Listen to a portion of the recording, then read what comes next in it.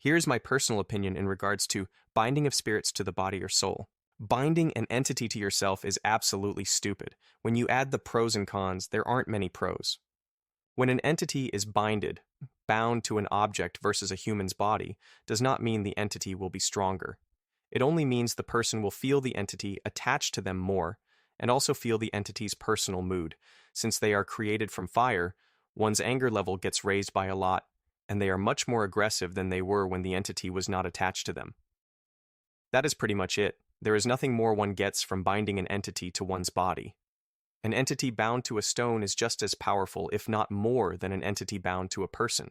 I say more because when the entity is binded to a person, the power of the entity goes up and down, depending on their person's energy, stress level, person's aura and energy change, where when an entity is binded to an object, the power stays the same at all time and can be enhanced.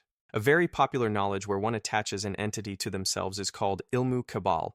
This is where the person cannot be hurt by any objects nor cut, but many do not know this. They can still be hurt by a razor unless the entity attached to them is very strong. When an entity is attached to a person via ilmu cabal, the only benefit he has is he can't be hurt. But when no one is trying to hurt this person, they do have much bad luck, due to the simple fact the entity attached for that purpose is a dark entity, thus giving off negative energy. That affects the owner in multiple ways. There are other forms of ilmu cabal, where the entity is not attached to that person, but to an object, and as long as the person has that object on them, they have the same exact benefits as they would if the entity were attached to them. Also, another reason an entity is attached to oneself is so that they can see jinn and other entities. Now, this is only done for short terms, and the effects are not permanent. There's also other methods that involve crushing of certain animal eyes that are known to see the unseen world like cats and owls, making the needed body parts into an oily substance via a specific method, and then performing rituals on it, and placing it on one's eye as mascara to color the eyelashes and eyebrows. But the issues that come with this are huge. Many people think the entity is attached to one's soul. My opinion and the other practitioners. We have spoken to as well, an entity is not attached to one's soul, which is impossible. It is attached to one's body. An entity is energy. Our soul is energy, and energy can't be attached to energies. Energy needs to attach to an object that has the energy of a hardened object, such as stone and the body. How can one attach an entity to something they can't see? Soul. They can't. It's the body that the entity is attached to. The biggest drawback of an entity being attached to you, and I have heard this over 25 times, is that the person has a very hard and painful death.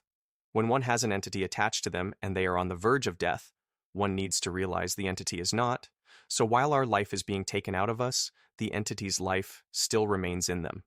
Now this is where the opinions come. When the life is being taken out of us and an entity is attached to that person, the entity will do all it can. So this person does not die, causing this person to suffer more, where other people say it is a direct punishment from God, and some others say it is because the entity is trying to detach itself from that person before they die, causing additional suffering that is excruciating. In Indonesia, there was a lady. She was very beautiful. She had something called susuk, charm implants. This is where an object such as a diamond, pieces of gold, gold strings, etc. is inserted into a person's body, such as the face, to make them look more beautiful. There are many ways of doing it, but the most popular is the black magic way. Many say she was beautiful. Her face shone as if she were an angel.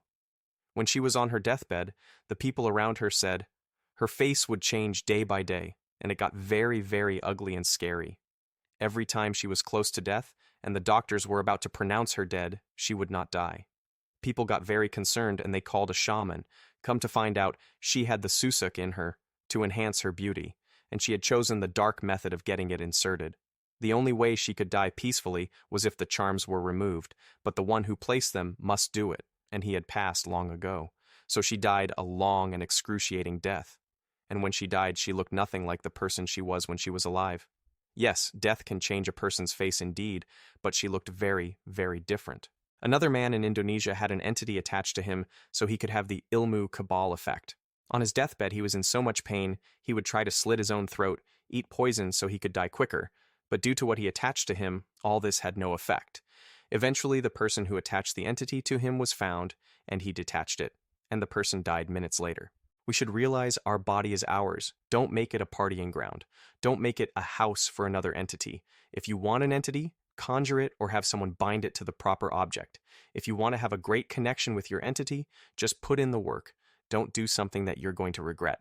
Lastly, there is forms of susuk that do not cause hard death, but one needs to make sure the one performing the ritual is honest, because the black magic way is much easier, and many shamans lie and say they are using the white method and not to worry, when in fact they are lying.